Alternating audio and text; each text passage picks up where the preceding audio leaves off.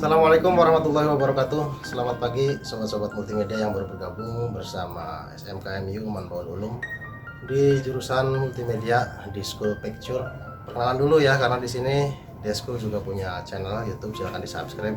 Di sini adalah karya-karya hasil produksi dari kelas-kelas 12 tahun sebelumnya.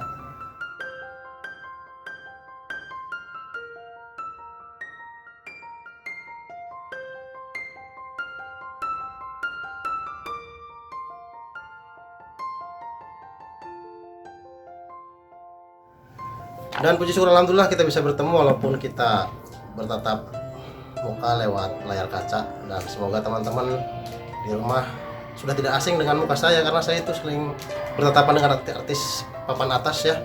Walaupun saya bertemunya hanya beliau di layar kaca, saya di sini, tapi kita sama-sama bertemu guys.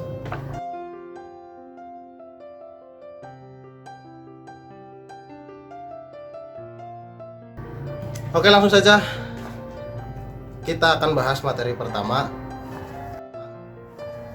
tentang pembelajaran simulasi dan komunikasi digital.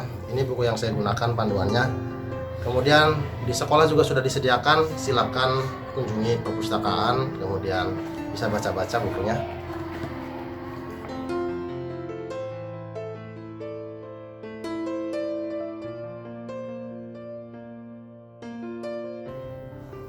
Oke, di bab pertama yaitu tentang logika dan algoritma komputer.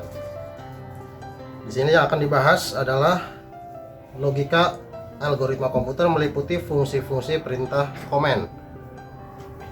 Komen itu adalah fungsi dasar yang terdapat pada operasi sistem zaman dulu yang kita kenal dalam istilah disk file system dengan Microsoft DOS, disk operating system ya. Kemudian dari pembelajaran itu kita dapat tarik sebuah konsep logika, konsep algoritma, dan notasi flowchart. Pada saat manusia berusaha memecahkan masalah, metode atau teknik yang digunakan untuk memecahkan masalah itu ada kemungkinan bisa banyak, tidak hanya satu. Dalam setiap keadaan, seorang manusia membutuhkan pola pikir logis. Berpikir logis yaitu berpikir dengan cara yang benar atau masuk akal dan sesuai dengan hukum logika. Jadi kalau hukum logika itu kita ketahui hanya ada dua, true dan false. Jika benar maka benar, jika salah maka salah. Tidak bisa jika benar itu jika salah, dan tidak bisa jika salah itu jika benar ya. Seseorang dapat mengungkapkan kebenaran berdasarkan penalaran logis. Dengan disertai bukti-bukti yang ada, seseorang dapat menilai kebenaran pernyataan untuk akhirnya sampai pada pengambilan keputusan. Setelah kita mengetahui yang benar itu benar, yang salah itu salah, seperti yang terdapat pada ayat suci Al-Quran, waqul ja'al haqqa wa zaqal batila innal batila kana zahuqa ya, seperti itu guys. Dan katakanlah yang benar itu benar dan yang salah itu salah, karena yang salah pasti akan musnah, begitu. Oke, kita kembali. Hal ini sama juga dengan algoritma yang memungkinkan suatu permasalahan dipecahkan dengan metode logika dan berlainan. Namun, ketika manusia berpikir, kadangkala dipengaruhi berbagai kecenderungan emosi, subjektivitas, dan berbagai hal lain yang menjadi kita tidak dapat berpikir jernih dan logis, sehingga menghasilkan kesalahan saat berpikir dan akhirnya mengakibatkan kesimpulan yang salah atau sesat. Jadi, berpegang teguhlah pada sesuatu yang benar, karena sesuatu yang benar itu bisa memberikan kita jalan terhadap kebaikan, begitu guys. Itu pembelajaran tentang logika dan algoritma komputer. Kenapa ada kaitan dengan agama? Karena di sini yang namanya pendidikan itu adalah akhlak. Ya, kita harus punya akhlak, kita harus punya panutan. Oke. Berikutnya konsep logika.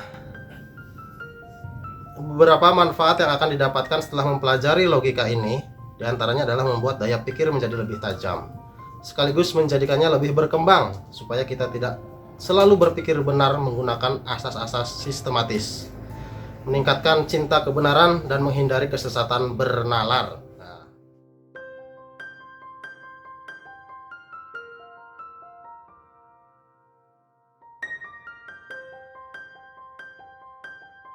Oke, sebelum kita dilanjut ke materi pembahasan yang lebih lanjut tentang logika dan algoritma komputer, don't forget subscribe, like, dan share video ini Semoga bermanfaat pada teman-teman.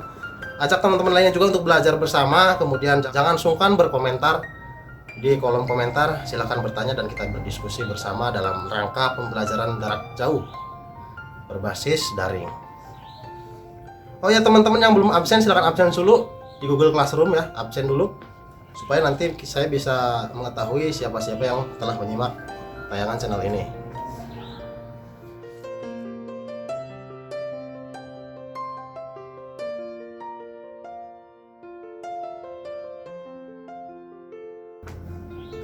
Kemudian kita akan mempelajari konsep algoritma.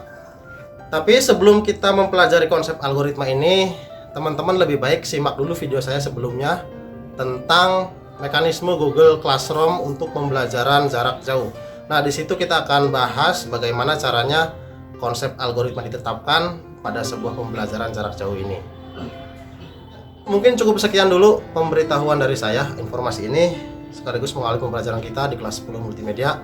Semoga teman-teman diberikan ilmu yang bermanfaat dan saya akhiri wallahul muwaffiq ila aqwamit thoriq. Wassalamualaikum warahmatullahi wabarakatuh. Waalaikumsalam.